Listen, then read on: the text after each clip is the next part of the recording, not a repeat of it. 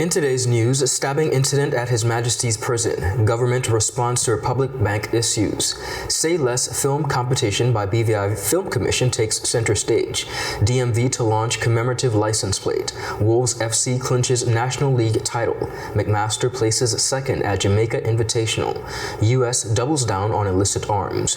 UVI'S president praised ahead of his retirement. ASTRAZENECA withdraws COVID-19 vaccine. We have the details of this and so much more when 284 News returns. Vibe! Alright! Monet! Voice!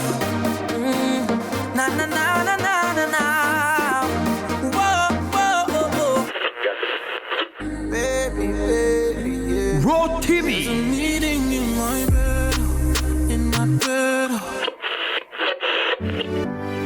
Alkaline. See some we create waves like the ocean, yeah. Freddie Jackson. My lady. Gramps Morgan. Feels like heaven surrounds me. And more.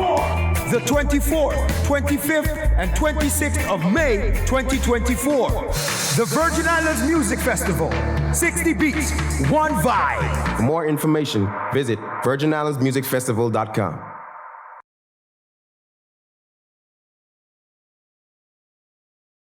At Partners for Kids, your child's health and happiness are at the heart of everything we do. We've been the trusted medical home for children and adolescents up to 18 years old. And now, we are excited to welcome a new member to our family of healthcare professionals. Introducing Dr. Aisha Maxwell, our new family practitioner. Dr. Maxwell brings a wealth of experience and deep passion for pediatric and adult care, ready to join our team in providing first-rate health services to your family. At Partners for Kids, we believe in a collaborative approach to healthcare. With partners in occupational therapy and clinical psychology, Partners for Kids, where caring is just the beginning. Visit us at Road Reef Plaza, Tortola, open Monday to Friday, 8 a.m. to 5 p.m. Call us at 284-444-5437 or reach out at info@partnersforkids.com to learn more. Hello everyone and welcome to this edition of 284 News. It is Tuesday, May 14th, 2024. I'm Ron Grant, bringing you the very latest out of Tortola in the Virgin Islands. A happy Tuesday is wished to each and every one of you. Thank you so much for joining us. Beginning our newscast on the local scene, the Royal Virgin Islands Police Force is probing a stabbing incident that unfolded at His Majesty's prison on Sunday, May 12th. According to initial reports, the altercation resulted in one prisoner sustaining injuries and requiring immediate medical attention. The wounded individual, whose name is yet to be released, was swiftly transported to the Dr. D. Orlando Smith Hospital for treatment. In the aftermath of the incident, law enforcement swiftly apprehended another individual believed to be connected to the altercation. The suspect was subsequently taken into custody and escorted to the Rotan Police Station for further questioning. As the investigation progresses, authorities are urging anyone with pertinent information to come forward and assist with inquiries. The circumstances surrounding the altercation and the events leading up to the stabbing remain under investigation. Authorities have assured the public that more details will be provided as the investigation unfolds. Further updates on the investigation will be provided as they become available. The government of the Virgin Islands has updated the public following recent problems at Republic Bank Limited that resulted in unexpected withdrawals from customers' accounts. In a recent statement, Deputy Premier and Minister for Financial Services, the Honorable Lorna Smith OBE, noted that the situation where the withdrawals stemmed from the bank's delayed processing of approved point-of-sale and e-commerce transactions, where customers had already received the goods or services. In a comment, she said, and I quote, "Following public concerns, I met with the Financial Services Commission, the regulatory body overseeing the bank, to discuss the situation."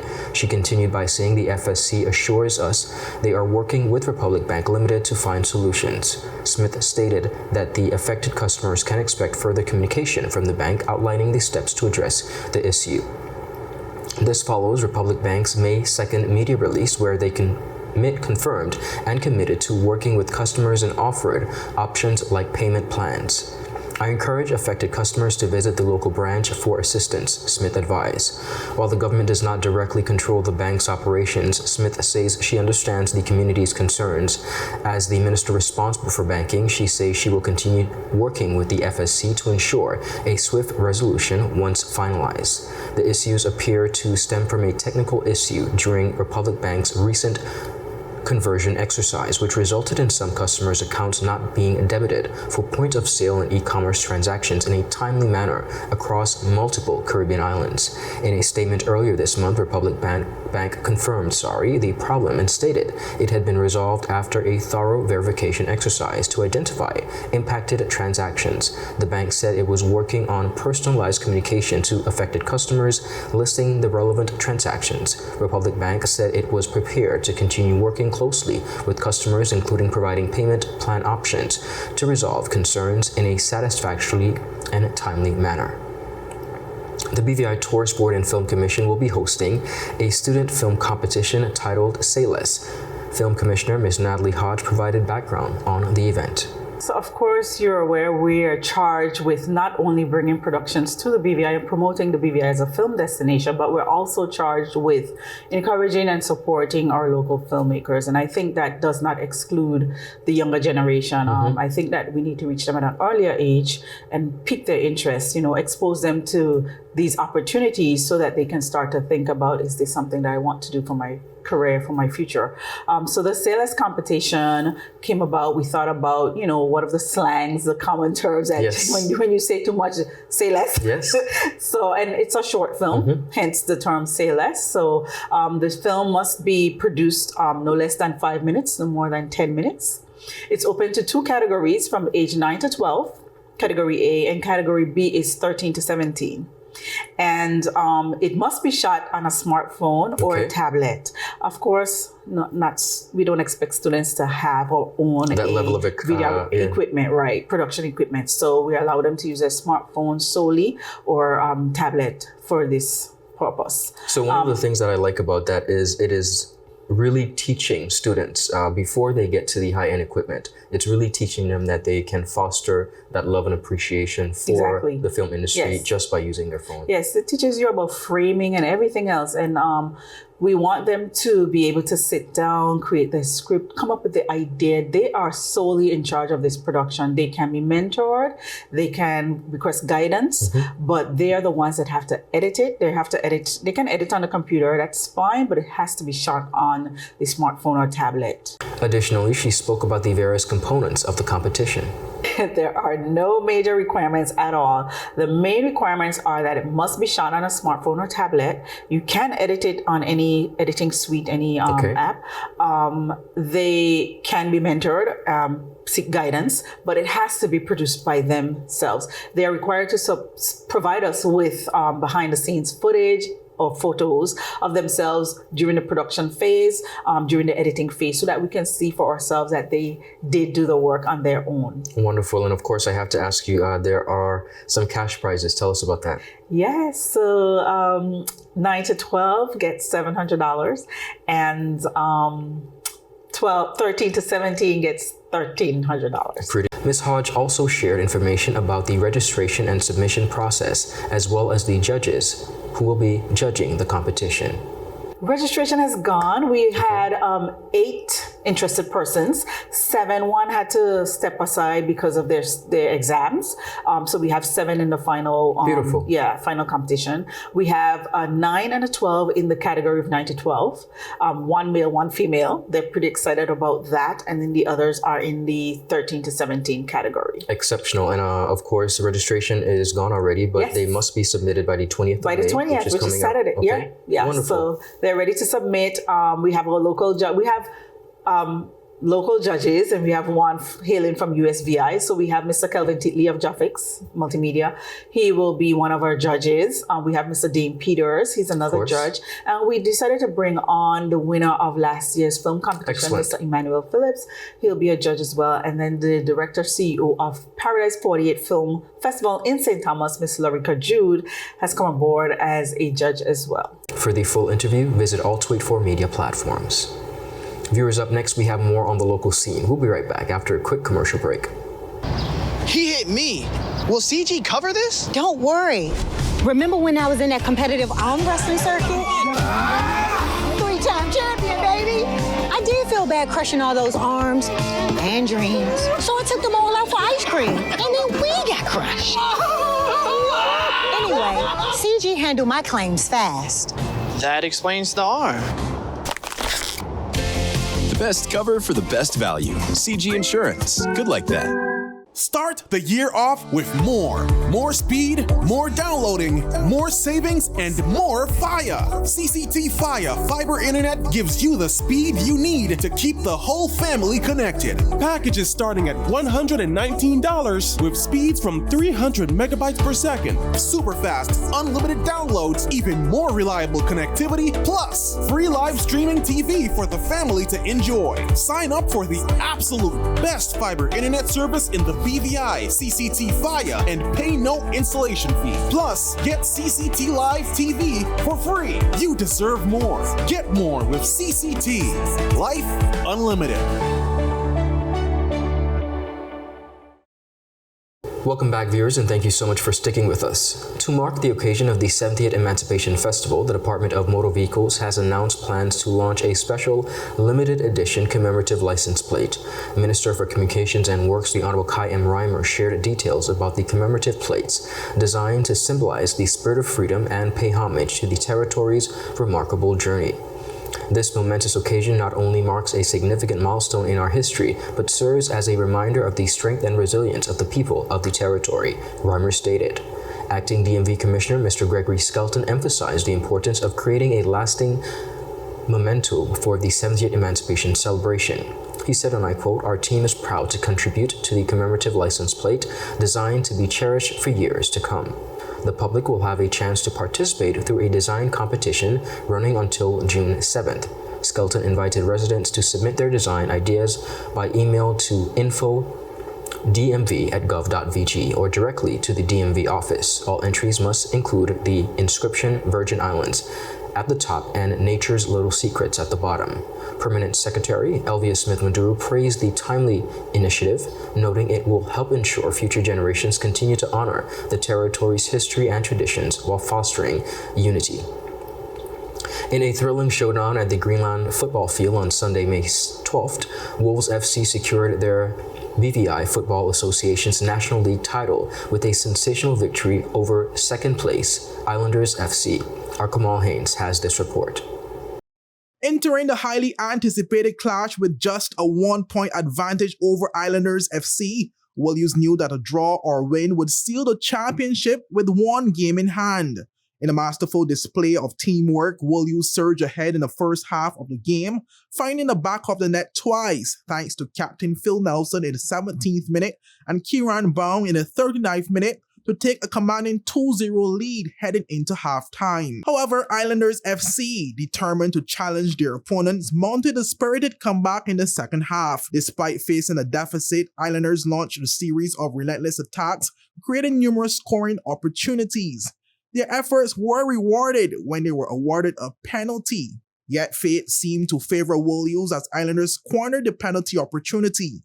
Undeterred by the missed chance, Islanders swiftly capitalized on their momentum, netting 2 quick goals, compliments Osworth Holder in the 51st minute and Antonio Rodney in the 60th to draw level at 2-2. In a dramatic turn of events, WOLUES rose to the occasion and delivered a decisive blow.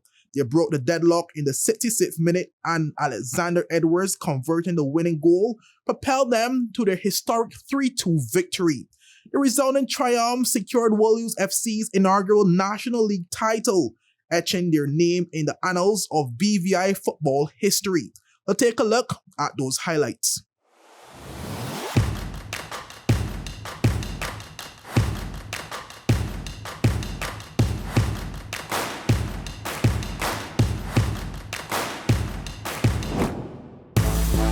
You know how we're going back to tie. We're keeping it here. Knocked it down the flank to the number 16 player to get it inside to number 8. While he's building up nicely. Number 8! Oh my goodness, not too far off target as it. Islanders 1 point behind. Knocked it out of the danger zone. Get it just as far as the Villas a shot. But can't keep it down on the ball. Islanders building up from the right. The WOLUES rather, they are attacking them on the right. Pushing it back to number 2. Number 2 gonna cross. Find number 12. Number 12 for the WOLUES inside. Trying to find number 8. Number 8. Leaving it to the man on the outside. Tapped it inside. Ball. Ricochet going back out. Sending it back across again. Number 20. Paddy is there. Oh my, looking for some help. Trying to get around him. Ball ricochet going inside. Marcus knocked it back out. To who? His player. Building up here once more. This one could be trouble. As the ball. Oh my goodness, Marcus. Run away. Shot it in the back of the net. It's a goal. Number 10 has it clean up for him. Easily in the end. Has the ball motoring down. CJ still taking it too. CJ knocked it inside. Who is there? The keeper comes out from Mozambique. Could be trouble and problems. Oh my goodness. Shala couldn't find his footing. He pushed off the ball and it's a foul. Oh my goodness. It's a penalty. Shala slapped it in the corner. It's out of the corner. Oh my goodness. Save. Spice gets it. Knocked it back inside. It's in. Oh my goodness. As he powering it outside. As he gets it inside. Shama. Nice ball. Popped up and sent it inside. Who is there at the end of it? The defender. Knocked it out of the danger and too far. Brute is there. Oh my goodness, it's in the back of the net. It's a goal. Brute of it there. Take it down nicely. And hit it into the back of the net. The Islanders up to the number 8 player. Number 8 player trying to find number 14. Number 14 motoring down. Number 14 still pushing inside. Could be trouble. Oh my goodness. Brute. Paraffin pad there. And then rolling it down. Brute tapped it inside. With intention to find Shala. This one could be trouble. This one could be problem. It's in the back of the net once more. Shot. That's the ball from the cross once more. Let's see who's on the end of it. It goes up. Get it out of the danger zone. Ball is back inside the box. Take a shot. Paddy is there. Oh my goodness! It could be trouble. It's in the back of the net. It's a goal.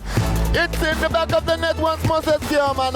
The WOLUES there over the leading once more. Reporting for 284 News, I am Kamal Haynes.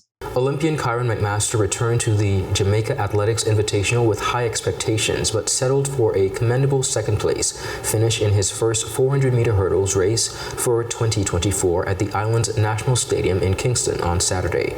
Our Kamal Haynes has more on this report. Kyron McMaster, the World Championship silver medalist, entered the race as the favorite. However, it was Jamaica's Malik James King who stole the spotlight, clinching victory with a personal best time of 48.39 seconds. McMaster crossed the finish line in a time of 49.00 seconds, securing the second position. Adding to the competitive field, Jamaican Jaleel Hyde, the reigning Pan American Games champion, rounded out the top 3 with a strong performance, clocking in at 49.48 seconds. McMaster's return to the Jamaica Athletics Invitational stirred memories of his remarkable performance at the 2017 staging of the event. During that season, McMaster emerged as a dominant force, setting the track ablaze with a then world-leading time of 47.80 seconds. His stellar performance positioned him ahead of notable contenders like Jamaica's Hyde and American Rashawn Jackson, who finished second and third, respectively. Reporting for 284 News, I am Kamal Haynes. Viewers, up next, we have more local news. We'll be right back after a quick commercial break. At Higher BVI, we're not just about business. We're about empowering lives, and that is because we aspire to inspire. By choosing us, you're supporting a company that believes in equal opportunities, diversity, and community growth. Our mission goes beyond profit. It's about providing HR solutions, fostering talent, and leaving a positive impact. Join us in building a better future, a better BVI. Choose Higher BVI, where your support isn't just a transaction, it's a transformation. Together, we're changing lives in these beautiful Virgin Islands.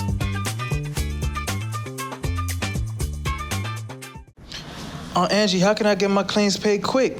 Rent's due next week. CG processes 99% of claims within 5 days. Remember when I was hang gliding with those goats? I caught a gust of wind and flew right into a moving car. Every appendage was in the cast, and they paid fast and fairly. That's what I get for trusting a man with a mustache and an eye patch. Now I gotta go. I'm meeting the guy who bedazzled my toes. 99% of claims are processed within 5 days. CG Insurance. Good like that. Welcome back, everyone, and thank you so much for sticking with us. On the regional scene, the United States has reiterated its support for Caribbean community nations in their fight against high levels of crime and violence fueled by the illicit trafficking of firearms. This was the key focus during a recent hybrid meeting attended by U.S. partners and CARICOM, Commissioners of Police. The meeting, facilitated by the CARICOM Implementation Agency for Crime and Security, explored ways to strengthen collaboration with the CARICOM Crime Gun Violence Unit. The goal is not only to stem the tide of firearms-related crimes plaguing the region, but also to successfully prosecute those involved in the illegal arms trade. Trinidad and Tobago's National Security Minister Fitzgerald Hines highlighted the Caribbean's vulnerability as a transshipment route exploited by traffickers moving arms between territories and the United States or European Union. He commended the CGIU's assistance in investigating these U.S.-sourced weapons illegally entering CARICOM countries. U.S. officials echoed those sentiments and concerns, with Assistant Secretary Todd D. Robinson stating Washington shares Caribbean partners' aim to address firearm traffickers' role in driving high crime rates. The U.S., they say, intends to prioritize prosecuting arms traffickers, endangering communities on both sides. U.S. Ambassador to Trinidad and Tobago, Candice Bond, announced the donation of IT equipment and a drug firearm detection dog to bolster the CGIU's counter-trafficking efforts. She said, and I quote, "The U.S. recognizes the support of the unit and its efforts, which serves as a practical tool and a model of regional cooperation in our shared battle against gun-related crimes." Michael P. Ben-Ari, U.S. Coordinator for Caribbean Firearms Prosecutions, emphasized partnerships and maximizing firearms tracing are key to disrupting trafficking, fuel violence across the U.S. and Caribbean. Impact's Executive Director, LT Michael Jones, highlighted the unit's progress since 2020, establishment and having launched at least 34 investigations from intelligence shared by the 15 CARICOM states. Representatives outlined the achievements, Operation Hammerhead efforts, and the other regional cases during the meeting, attended virtually by BIS, ATF, and police commissioners across the CARICOM nations. The discussions reflected the mutual commitment to dismantling illicit arms trafficking plaguing the Caribbean. Commendations have been coming in at the 16th commencement of the University of the Virgin Islands was the final for its president, David Hall, Dr. David Hall, who will retire shortly after 15 years of service and dedication to the institution of higher learning. Throughout the two-day graduation exercise, Dr. Hall received glowing commendations from government leaders, as well as his colleagues at UVI and many persons throughout the community. Among them was Governor Albert Bryan, who remarked that Dr. Hall's tenure was a marked success. He said, and I quote, "When you look around the university, there is no denying it."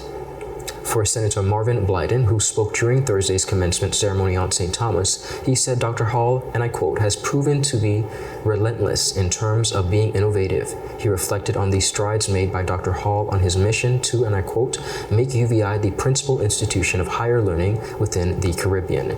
Though he expressed that the university still has quite a way to go, he thanked Dr. Hall for leading us further along this journey.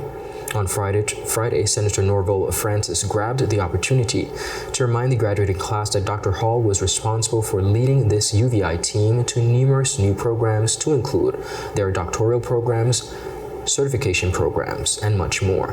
Dr. Hall was also instrumental in the promise of a medical school at UVI, despite several setbacks. Wishing him well in his future endeavors, Senator Francis thanked Dr. Hall for his unwavering efforts to, and I quote, "move the University of the Virgin Islands forward."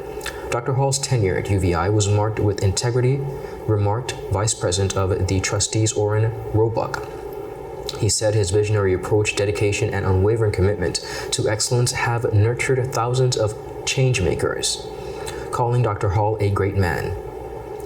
Additionally, undoubtedly had a positive impact on many without fear or contradiction. Dr. Hall became UVI's 5th president on August 1st in 2009. In his convocation address, he announced that he would, and I quote, "give this community the license to dream again, to believe in each other again, and to reach for the stars of greatness. Among his many accomplishments are the introduction of a Master of Arts in Counseling Psychology and a Bachelor of Business Administration in Hospitality and Tourism Management degree, as well as the Institute for Leadership and Institutional Effectiveness. The ASTRAZENECA, which the British-Swedish pharmaceutical giant has announced the global withdrawal of its COVID-19 vaccine, following months of controversy surrounding its safety profile. The decision comes amid concerns over rare but life-threatening side effects associated with the AstraZeneca vaccine. The withdrawal of the vaccine extends beyond the European Union, where the company had already discontinued marketing authorization for the vaccine since 2021. The move follows a decline in demand for the vaccine due to the availability of multiple updated vaccines targeting new variants of the coronavirus. AstraZeneca submitted its application to withdraw the vaccine from the EU on March 5th, with the withdrawal becoming effective on May 7th. According to the company, the surplus availability of alternate COVID-19 vaccines contributed to the decrease in demand for the vaccine, which is no longer being manufactured or supplied. The decision comes after AstraZeneca faced legal challenges in the UK, including a class action lawsuit alleging that the vaccine had caused deaths and severe injuries. The lawsuit sought damages of up to $100 million in pounds on behalf of approximately 50 victims. Recent revelations from AstraZeneca acknowledge the potential for very rare side effects associated with the vaccine, including, but not limited to, various syndromes. This condition, characterized by blood clots as well as low blood platelet counts, raised significant concerns about the safety of the vaccine. In court documents filed in February, AstraZeneca admitted the association between its vaccine and TTS, although the causal mechanism remains unclear. The acknowledgement came amidst growing scrutiny and legal challenges surrounding the safety profile of the vaccine.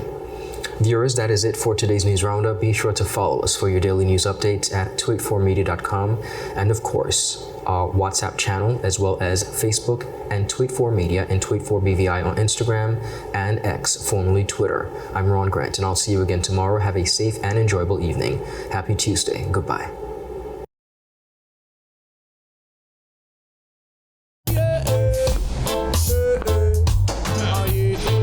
Father Jesus, that line you long like church service. Alright, do enjoy the rest of the day. Next customer line, please. Wait, hold on a second. Yes, Sonny boy, come, yes, Good morning. Good morning, Sonny boy. Hold on there. You must have cut front of people. It's okay, I'll take care of it. What? No man to take care of me. How may I assist you?